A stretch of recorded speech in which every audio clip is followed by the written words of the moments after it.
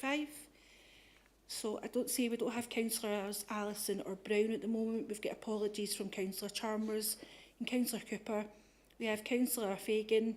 I don't see Councillor Lambie. We've got Councillors Rob, Walker. We have Paul Manning. We have Jackie Taylor. I don't see Suman Singupta yet. We have apologies from Louise Long. We have Josephine Pravin Kumar. And we have apologies for Hisashi Kumbayama. I can't see Jimmy Wilson yet, and we don't have Richard Gallagher. And we have a number of officers present. Thanks, Chair. Okay, thank you very much. I've come to item 1, which is declarations of interest. Are there any declarations of interest? Could you please indicate now? Not seeing any, so we're going to come to item 2, which are the minutes of the previous meeting. Are there any questions arising from the minutes of the previous meeting? Not seeing any questions. Can we agree those as a correct record? Agreed. Thank you very much. We're agreed. Come now to item 3, which is a Community Wealth Building Action Plan Q2 update, and I will invite Neil Reid to speak to the report. Neil.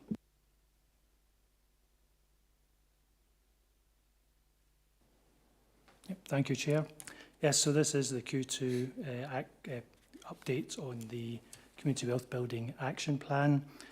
We are reporting on 71 actions which are within the action plan, and it's for the period April through to the end of September 2025.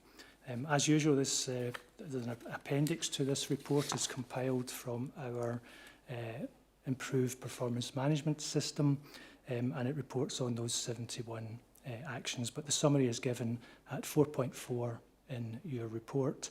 Since these papers were issued, a number of updates have become available to us, so these numbers don't fully reflect, the numbers in your papers don't fully reflect the current situation. So I will give you an update on the figures, and I believe we will be able to reissue the papers to reflect the latest information. So in terms of the numbers blue, green, amber and red, etc., there's no change in the number of blue. Numbers of green have gone from 54 to 63, which is 89%. Number of ambers have gone from 4 to 5, which is now 7%. No change in the number of reds. Number of report laters have gone from 13 to 3. So most of the report laters have become green, essentially. That's 4%. So those are the new status up figures. And as I say, we can reissue the report and appendix with the full information for the Commission.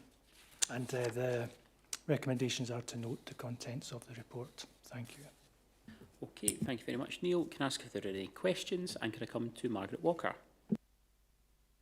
I was just going to ask, in relation to page 8, the community benefits, just for some kind of more in-depth information about what 4 new community needs entails and the community wishes, and what's the structure around that? Is the community wishes kind of tied to the community benefit hub structure that's going to be through Clyde Gateway?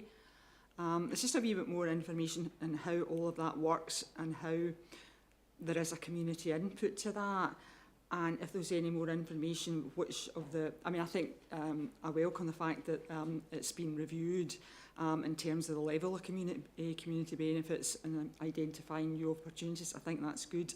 But also, is there any information around which contracts those 3 larger contracts are? Thanks, Chair.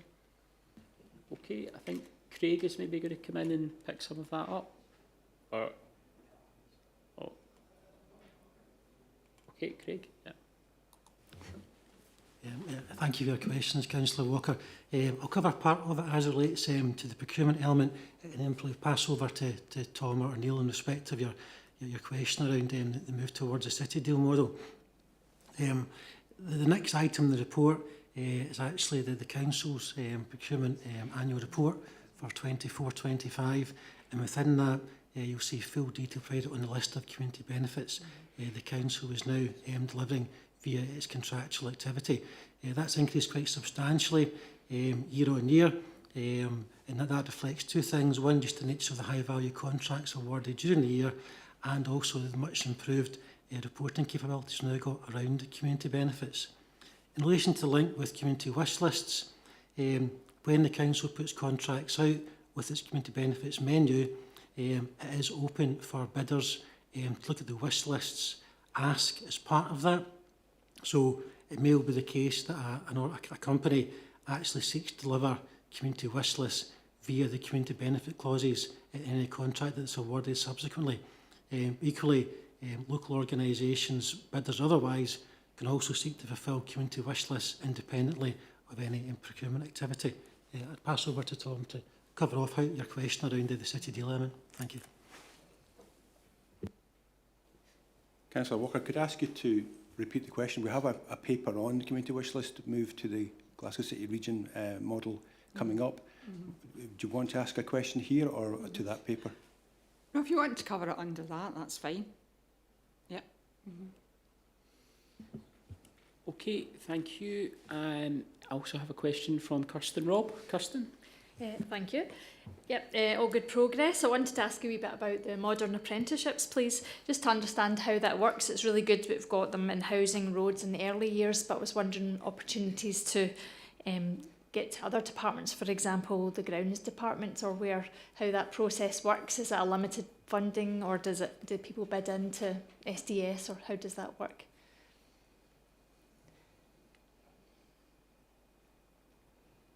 Thanks. In terms of our modern apprentice programmes, it can be funded, so we do have money that comes from SDS, but there's also opportunities around modern apprentices for posts that we hold within our establishment. So if a resource identifies that there's opportunities there to bring in modern apprentices and they have a budget for a post, then we can attract some modern apprentices through that route. So again, it's for the resource to consider what their plans are around succession planning, around training needs, perhaps about challenges in recruitment, which means that they might choose to go down a training route rather than a recruitment route for qualified staff. So there's a range of ways that we can bring in modern apprentices into the organisation. Okay, thank you. I have one more, if that's okay. On page 26, it talks a bit about the participatory budgeting, good progress. I see it's also PB on roads and grounds, but I haven't seen any recent consultation or reports on that. I just wondered where that's either been consulted on or reported on. Thanks. Yeah, thanks. So what we've agreed is our participatory budgeting activity would be reported through area committees. So there should be regular reports that go to area committees around the wide range of PB activity that we do. What I can do is I can get for you copies of the more recent reports, and if there's questions after that, then I'm happy to take those up with you. That'd be fine. I haven't noticed on area committees any of those, so yeah, if you wouldn't mind finding out, that'd be great. Thank you. And can I come to Josephine Pravankumar? Thank you, Chair. Thank you very much. Again, great to see the progress with the plan.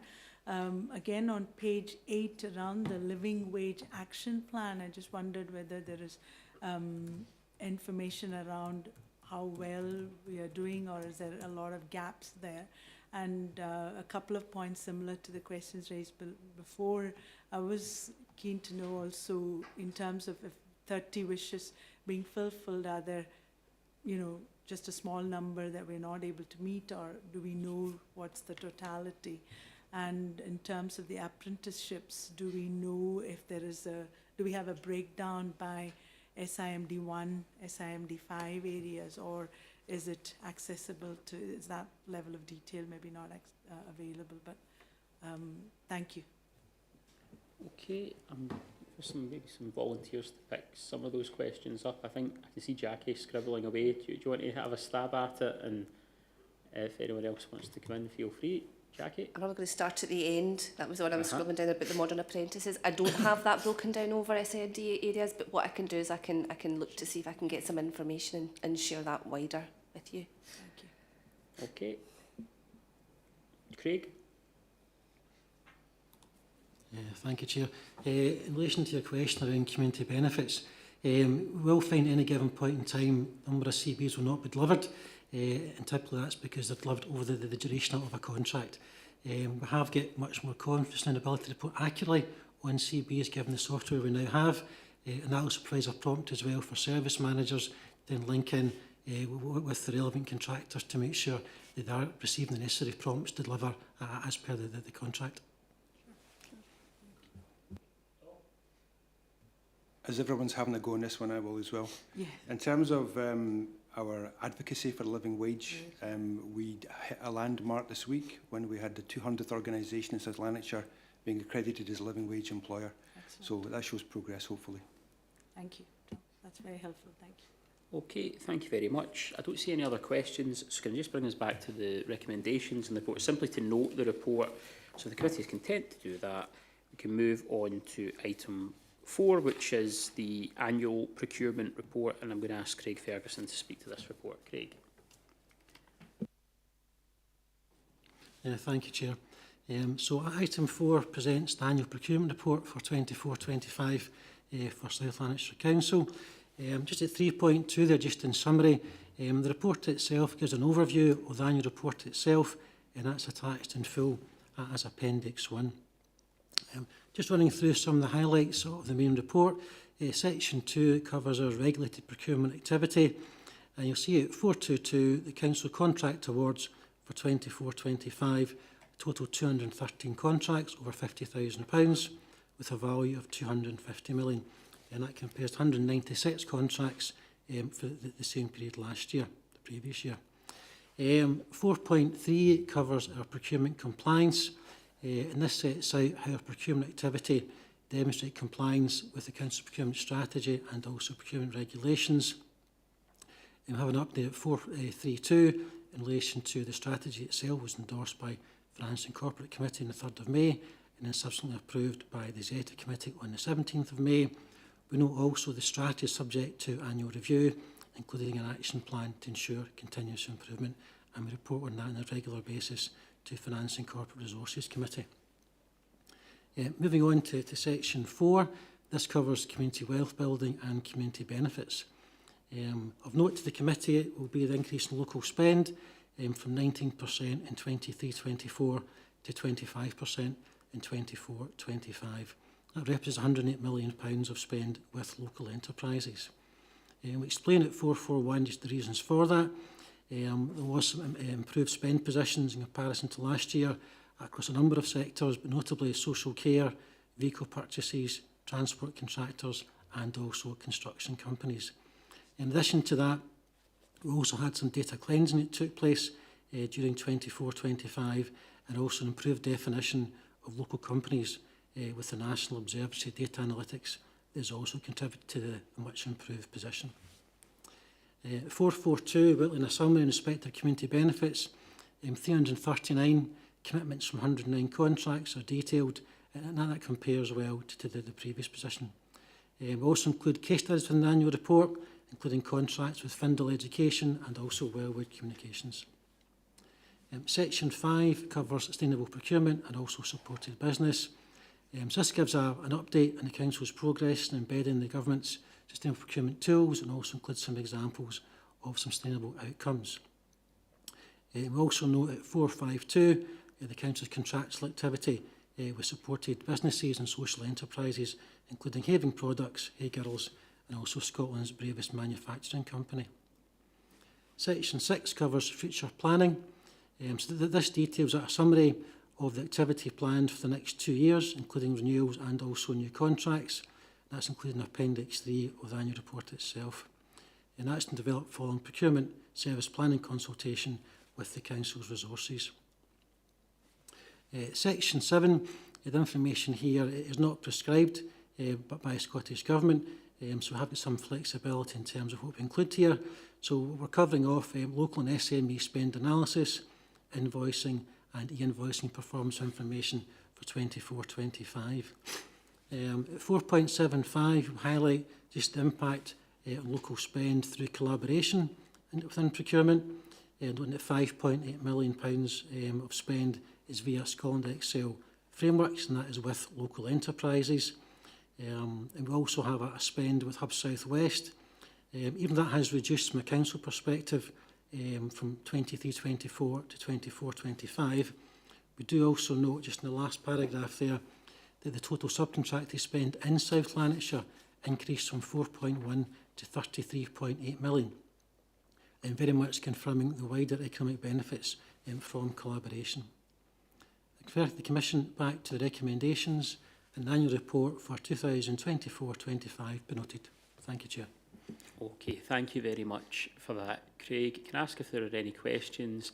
I'm maybe going to start off before I come to Kirsten.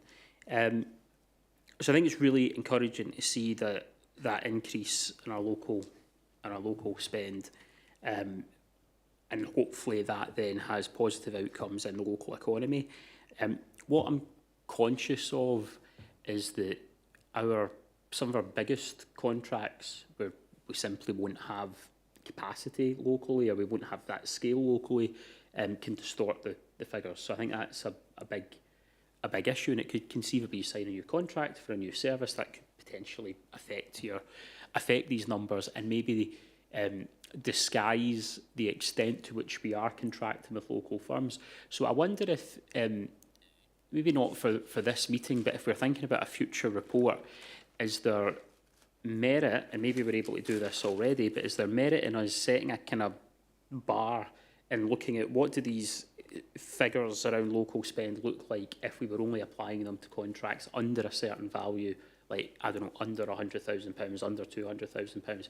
I would like to think that would show that as a percentage of our spend, it is much greater with local firms, because I think it's those big contracts that kind of skew the figures so much. But I don't know. I think it would be an interesting thing to test. So I'm curious just to get some thoughts on that, and also just, I suppose, I would just highlight the very good work that we do with supported enterprises as well, and it's good to see that reflected in the report. But thanks very much. So, Craig.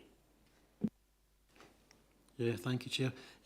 Certainly, but we have got a full analysis available to us, and certainly acknowledge your point, obviously in the context of spend with national utilities companies, for example, some of the bigger national care companies, that can form disproportionate spend, a proportion of our spend overall, I would say. So I have to bring back a further paper to meet in the Commission that just drills down behind some of these kind of headlines and figures that may illustrate, obviously, the point you're then making, Chair. Happy to do that. I'm happy with that. Can I come to Kirsten Robb? Kirsten? Thank you. Yep, lots of good progress. The increase in spend, really good to see the monitoring of the delivery of the community benefits as well, and that's up too.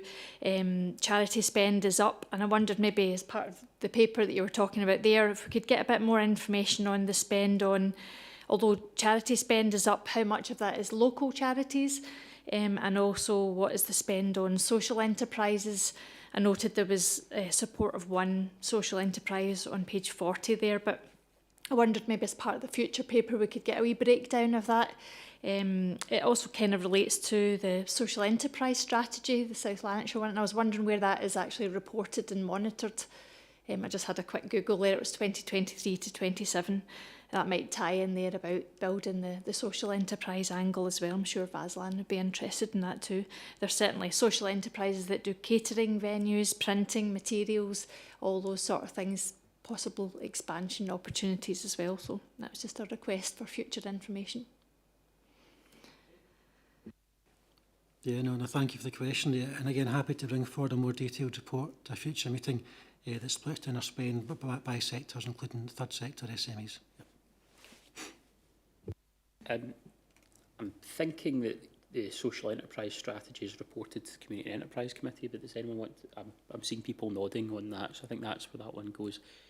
Paul? Listen, thanks, Chair. Picking up in terms of things like social enterprise spend and spend with charities, the thing I would probably point back to, right, is our third sector review and the strategy that came out of that. And part of that is a partnership agreement which basically makes it obligatory for council resources when they're considering a procurement activity to look at what could be done with the third and voluntary sector. And I know the third and voluntary sector are taking a great deal of heart from that. So that's, moving forward, we've actually just come out of a session with Jimmy from Vaslan, I'd imagine he's on the call just now, to look in detail with the extended management team within the council, how we can actually make that stick and make it work. So that's something I've got a great deal of hope in terms of moving that forward, Councillor Rob. See if I can just come back to one other point, and we do, right, when we're looking at procurement in the context of community wealth building, we do always go to those statistics about how much we spend locally. And I'll be honest with you, for this as a report, this has got more indications of that moving in the right direction than I've seen in one of these reports previously, right? So you can see in there in terms of what the council's doing and in terms of the level of spend as well within the city region, it's moving quite markedly in the right direction for us. And there's maybe just if I'm looking to Craig at all on this, there will be issues around larger contracts. There'll also be issues, it reflects in there as well on work that's been done with the National Data Observatory to look at what is defined as a local firm and what isn't. But I suppose if you're looking for a sort of takeaway from this, from Craig, do we think that we have been trying to do the right things for a period of time? Is this it sticking and starting to bear fruit for us now, Craig? I certainly appreciate your sense of optimism there, Paul. I would say kind of underlying this, obviously, just in terms of what is indicated there in the categories of spend, you will, using the example of fleet, have a level of kind of cyclical spend with fleet. So there'll be some years when the activity through your fleet replacement programme will peak. And that obviously then has the impact of benefiting some of your framework providers that are based within South Lanarkshire. So that level of spend won't be sustained every year. Obviously, looking more broadly than that, we've also got a substantial capital programme, and that too can contribute significantly to local spend and also as a benefit to the potential to benefit third sector as well. So I think there's probably a kind of underlying kind of stories to tell in terms of our local spend. We've seen it kind of maybe around 18-19% for the past few years. We've got obviously quite a jump to 25. I think some of that increase will be sustained, not least because obviously the change in reporting, some improvements were made to the data side of it too. I think inevitably will always be to a degree at the mercy of what procuring resources are looking to buy throughout the year, and obviously that there can be quite significant variations to that year on year. And we also obviously have our quick quote activity, which at times underpins some of that activity too. So quick quote was the one thing to remember right from the outset of the community wealth building strategy. We determined that to be the element of spend most within scope. That's an area that we continue to press with our procurement resources to make sure we're taking the full flexibility that is there. And obviously a third element would be just around the ability of local suppliers, local sectors to actually deliver what the council's looking to procure. Probably going back maybe 2 or 3 years to a previous paper that came to commission, it focused exclusively on the construction sector. It compared the mix of SMEs and construction between North Lanarkshire and South Lanarkshire, and we did see quite a difference in terms of the makeup there. More of the larger companies based in North Lanarkshire in comparison to that within South. So there are these kind of longer term, potentially kind of semi-permanent features that will continue to impact our ability to keep increasing your local spend. But overall, what's reported today is very positive. Hopefully it's a trend that can continue. But as I mentioned, there's always a number of variables there that can influence just year-on-year performance. Thanks. Okay, thank you very much. Can I come to Josephine?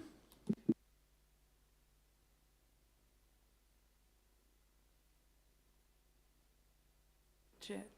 Thank you, Chair. Again, want to echo all the comments about the excellent progress. Just one clarification on, I think it's page 47 around the collaborative contracts, shows that slight reduction, only a 1% reduction. I don't know, is that about the coming year? Will that be recovered, or is this relating to 24-25? And if so, I'm thinking any other actions that needs to be taken to be able to boost that thing going forward. So thank you. No, thank you. Yeah, so there was a slight reduction there. As I mentioned in my previous response, that we can't expect to see fluctuations in any given year. What we try and do through this report, though, is also look at how framework spend can also support local businesses. So we draw out at 4.75 the point in relation to the spend to Scotland Excel frameworks, where local enterprises are actually on their very frameworks. That obviously benefit local businesses beyond what we spend within South Lanarkshire. It gives local enterprises that exposure essentially on a national scale across all Scottish councils. And in a similar vein, obviously, the spend with Hub South West, there's obvious benefits there to local businesses. Well, actually, it's subcontracted by Hub South West, and that too can vary significantly quite year on year. As you can see there, the change from 4.1 to 33.8 over the space of a 12-month period. Thank you. Okay, thank you. And can I come now to Robert Brown? Yes, thanks very much, Chair. I wanted to go back on the third sector review issue, which Paul touched on earlier on. One of the suggestions that came out of that discussion was, of course, the percentage procurement thing for a third sector fund.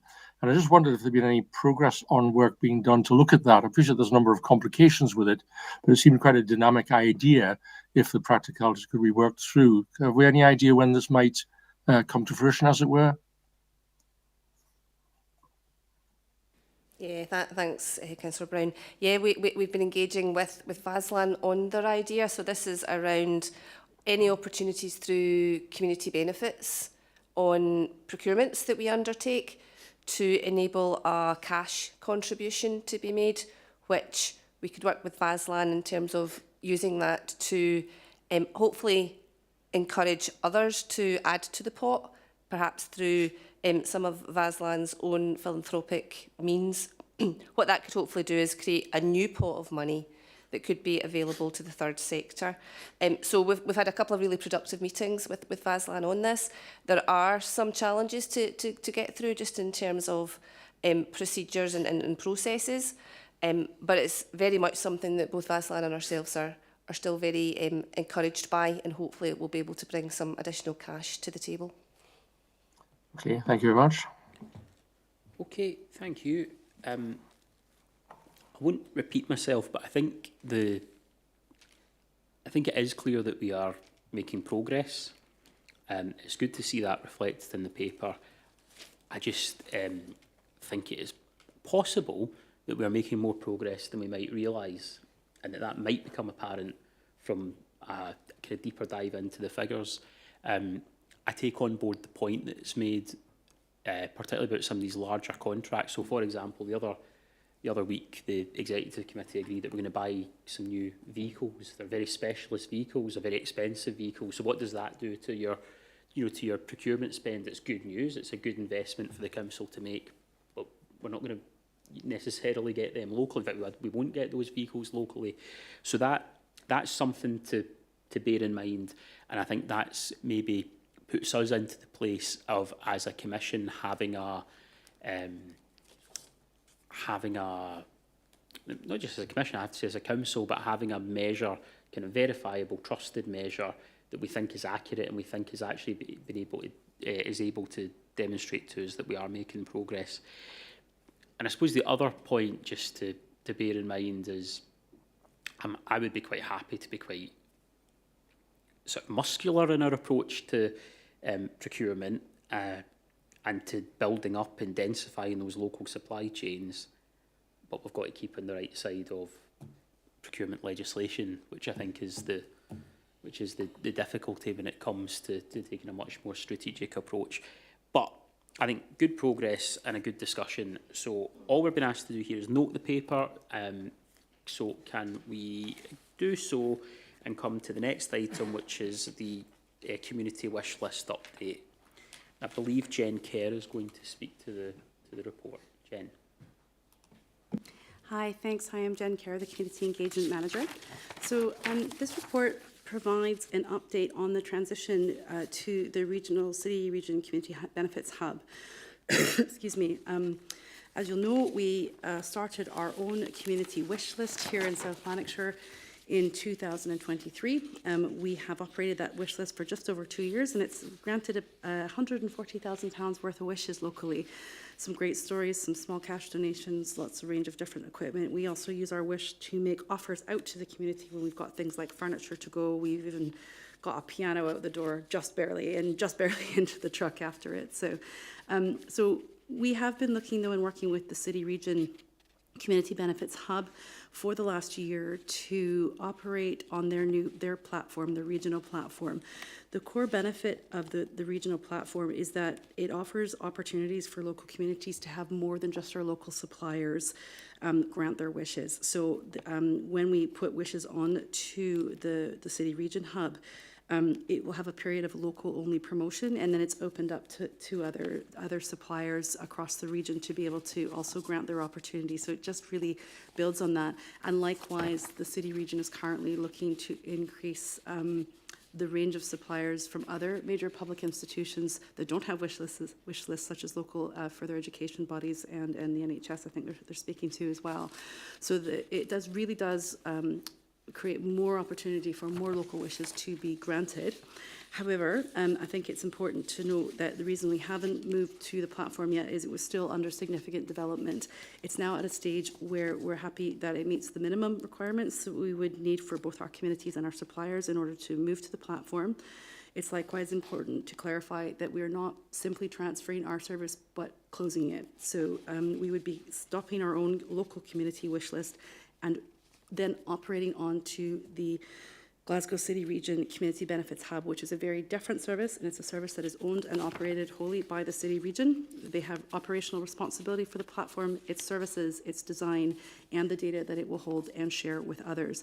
Our role, as well as the other participating 5 local authorities, is we work collaboratively with them to design that platform and to develop it.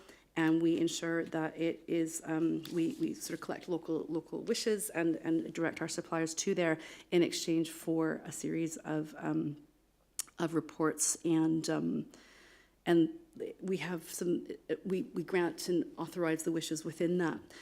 We would say it meets our minimum requirements. There's still a list of improvements and enhancements that the City Region and the participating local authorities are working to develop. Some of the key points of importance are full administration rights for local authority over records relating to our own area. And this is a priority for all involved in looking at that. There's still more work to be done to integrate the platform with the local Senefit software that we've had in place now for a year. A first pilot of that has proven that it needs some more work still. So again, we're working with the supplier to develop that. It requires a little bit more enhanced access and filtering options for suppliers. Basically, they have to register and sign up in order to use it, whereas ours is kind of open. People can kind of come and browse it. So there are workarounds for that, but there's also a bit more work to do to open up their wish list, Community Benefits Hub wish list to others. And likewise, currently, if you're not a supplier in a supply chain with a contract, you can't register to grant wishes, and that is also something that the City Region is looking to do. So those are all things that we can do locally at the moment that when we move over, we won't be able to do until that's granted. But the bare other minimum requirements of the exchange, the information, and the system itself is quite practical, usable, friendly, has tested well with both our suppliers as well as our community organisations when we helped them to test it when it opened. So in terms of next steps, the both procurement and community engagement teams that operate our wish list are looking to go through a transfer period where we fully close our own wish list at the 31st of March 2026, and we'll sort of soft open on the 1st of April 2026 on the new platform, with a full transition being completed by the end of June 2026 to allow our suppliers and organisations to re-register their wishes and their offers through the new platform. Our landing page on the City Region Community Benefit Hub will go live, therefore, on the 1st of April 2026. And I would say this has just been a long, a nice end to a sort of 2 to 3 year process of developing the concept of a wish list, getting it used, getting it promoted, having some really lovely stories which will continue to generate through the City Region. But we now have 5 other partners and their supply chains supporting our local communities as well. Thank you. Happy to take questions. Okay, thank you very much. Can I come to Margaret Walker? Thanks, Chair. Yeah, that kind of answers some of the questions I was alluding to earlier on. It was about how we support communities to take advantage of this and how it's promoted because they're in a landscape they're sometimes, overwhelmed by the numbers of community grants available, participatory budgeting. So, yeah, that answers the questions in terms of the community engagement team are going to be involved in that, and it's going to be a specific officer, and also was unclear as to how it was going to work within the Glasgow City Region Community Benefits Hub. But yeah, I agree in terms of being part of that. It's a bigger entity, it'll be easy to promote, it'll increase access for people, so that kind of answers the questions. I was asking about that earlier on, and also, yeah, I did see the case studies about the community benefits within the report, but you did kind of answer the question about, having a broader, and the stuff that Kirsty had raised around more detailed geographic information. So thanks for that.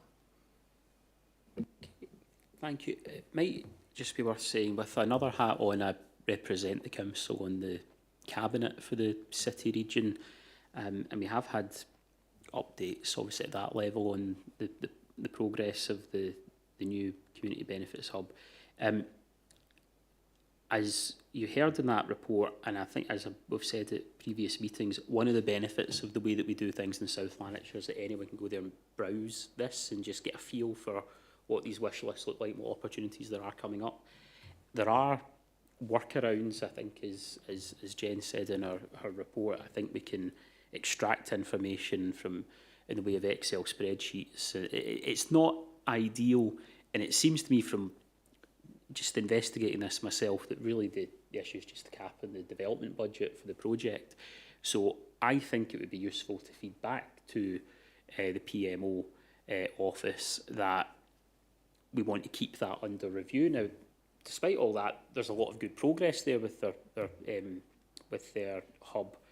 But I think we want to keep that under review, and I think if it is simply a case of budget, if we feel that there is any disadvantage or that we're not getting the experience of the service that we should from the new hub, then I think it's simply a question of resources. We have to go back and say we're prepared to put in the resources. It'd be very small resources in the grand scheme of things to up the development budget and add that functionality to their website. So I've been quite animated about that issue, maybe more animated than I should have been, because it does seem like they're making good progress anyway. But if we have to revisit it, then I think we should, and we should make that clear to the other member authorities. Okay, I don't see any other questions on that paper, so can we just note the content of the report and come to item 6, which is on a review timetable and next steps in relation to the Community Wealth Building Commission strategy. And Tom Little is going to speak to this item. Tom. Yep, thanks, Chair. Yeah, this report brings quite a lot of information to you, but one of the key aims of the report is to invite the Commission to consider what we've done so far in terms of embedding community wealth building into what we do, and to reflect on what might come next, our next steps in this. Now, there's a reason for this. It's in part because we're now in our 5th year of pursuing this agenda, and we'd normally be at this stage be considering a formal review of our strategy. However, as outlined from 4.3 in this report, we're still awaiting the passing into legislation of the Scottish Government's Community Wealth Building Bill, and from that the detailed guidance that will come to us in terms of what's expected of us going forward. And that's why the first 2 recommendations of this report are that we delay our own proposed review by a year, and in the meantime we continue with our current strategy and action plan. Now, the reasons for doing that are listed in the bullet points of 4.4, the various advantages in waiting until the bill's been enacted and then taking it forward. But I would like to offer some reassurance to the Commission because South Lanarkshire is well placed to meet the requirements of what we expect to come in the forthcoming legislation. And in broad terms, we're already very compliant with the key features as we understand them in the draft bill. But if agreed, we'd be looking to refresh the South Lanarkshire strategy towards the end of the next calendar year, with a view to having the revised version before you for approval in spring or early summer of 2027. So that's my cue to invite discussion around this, but to tee up the process, the rest of the report provides a lot of information, a detailed summary of the community wealth building developments elsewhere in Scotland. And Section 5 notes again that South Lanarkshire was something of a pioneer in this area, but most areas now also have some form of strategy and action plan. And there have been pockets of regional collaboration, which I'll come on to in a second. So Section 6 gives an update on what's been happening in North Ayrshire, which beat us to it, was the first one in Scotland to have a strategy, and also the 5 pilot areas that were identified by the Scottish Government around the time of the pandemic. One of those was the Glasgow City region, regional effort, and there was an initial focus on 2 pillars in particular in community wealth building, spending and land, and the Anchor Network is now developing plans around the other pillars of community wealth building. Section 6.3 notes work being undertaken with health boards as anchor organisations, and there's also a brief summary of other active players in this, including the Improvement Service and the Economic Development Association.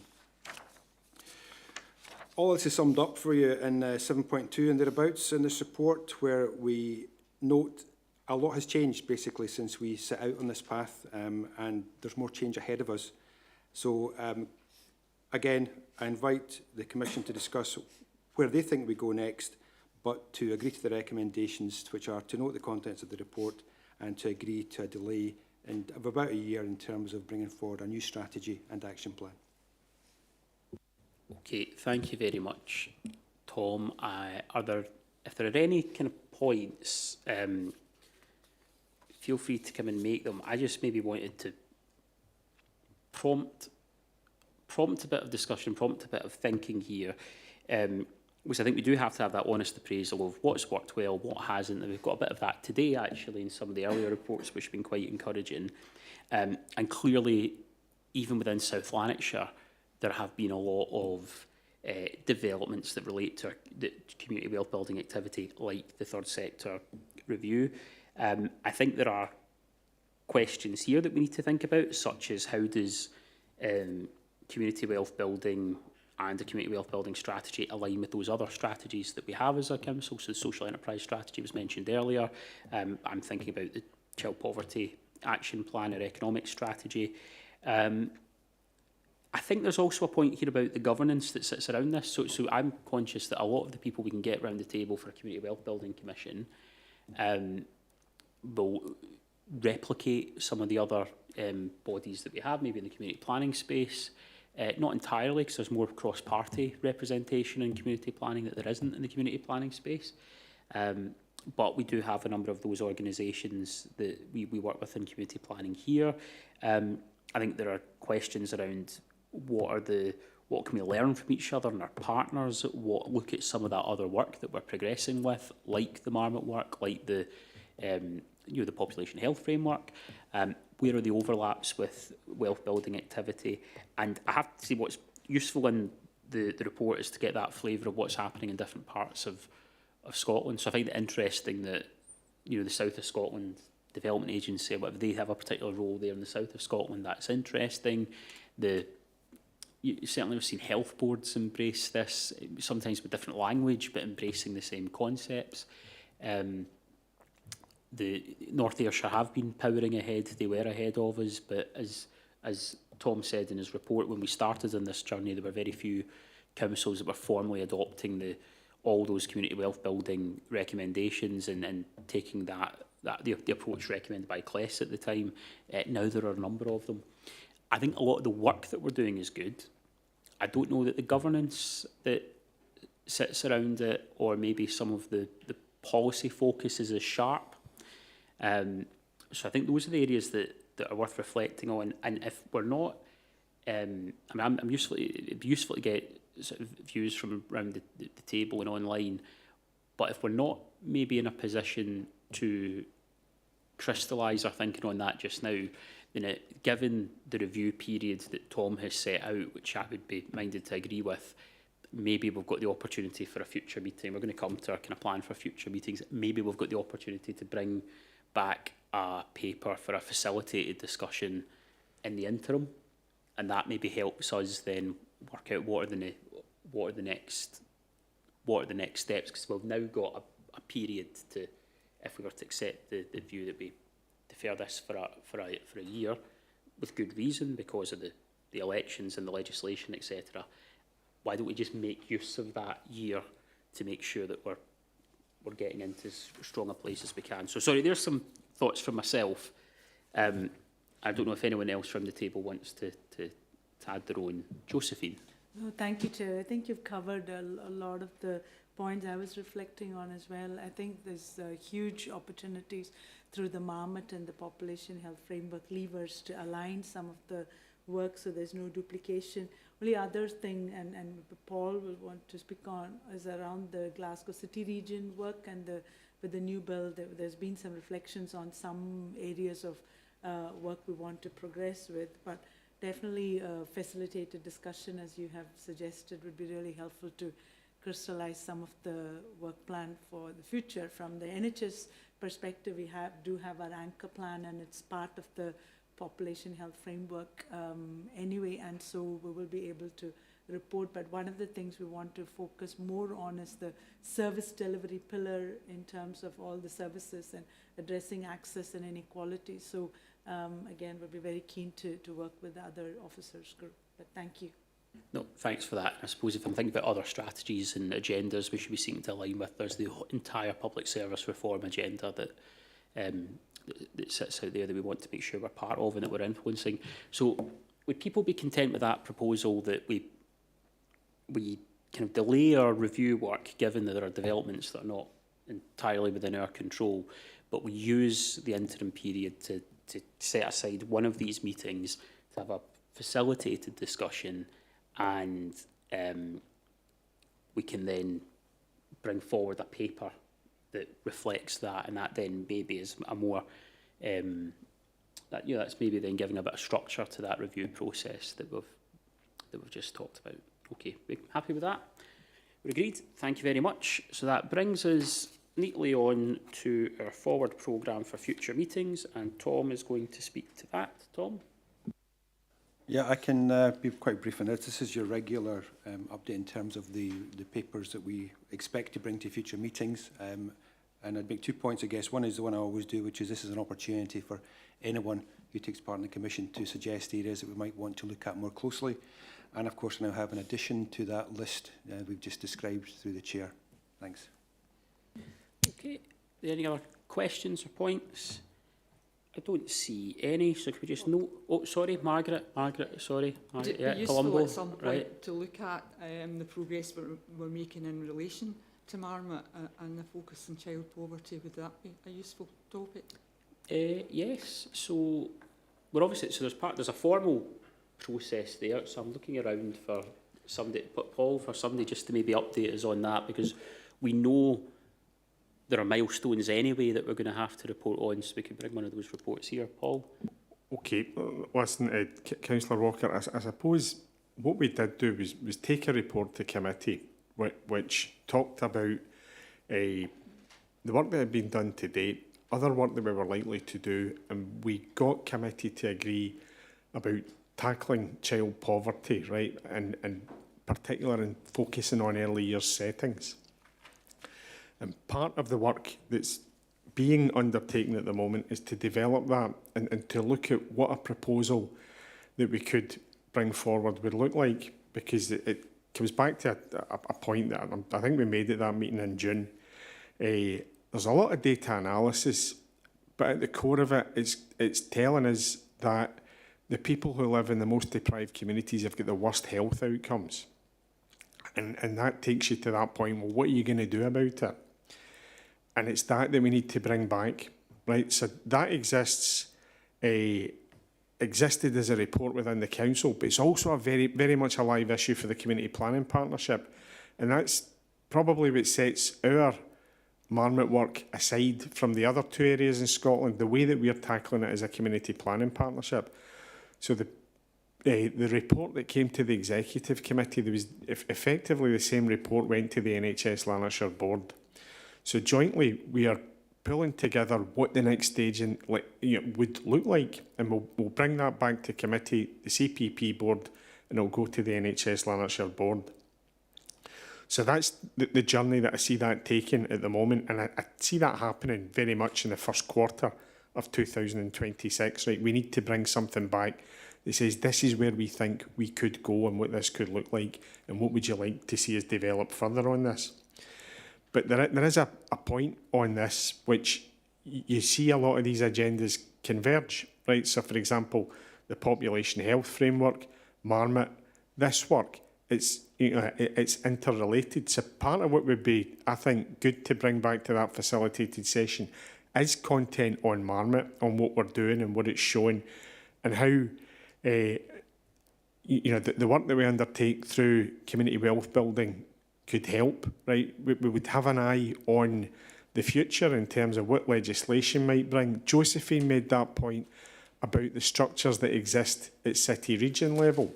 So again, there's a logic to having a Glasgow City Region community wealth building plan of some sort, because there's dimensions of this maybe work better at a city region level than they do even at a local authority level. So there's a whole number of things there that, I think would be really good to have a discussion on in terms of how we take things forward.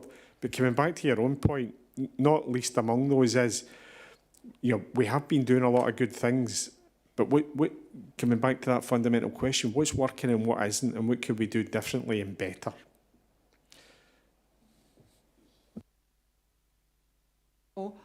But I agree, yeah, if we had that level of information now, more sort of forensically honed down in terms of Marmot, then it would be good to tie it into that facilitated discussion that we have about community wealth building. I think it would inform, as you say, how we, target and agree our priorities over the next few years, if that makes sense. Okay. And putting that together, I'm looking to Jen here, but not necessarily for an answer, Jen, right? I think we can find a way of getting Marmot data and a fair bit of detail, just to give a bit of context to how that might fit in to the discussion that we're talking about having. Okay. I don't see any other questions, so can I thank everybody? There's no no urgent business has been intimated, so can I thank everybody for attending? We'll note that report, and I'll bring the meeting to a close. Thank you.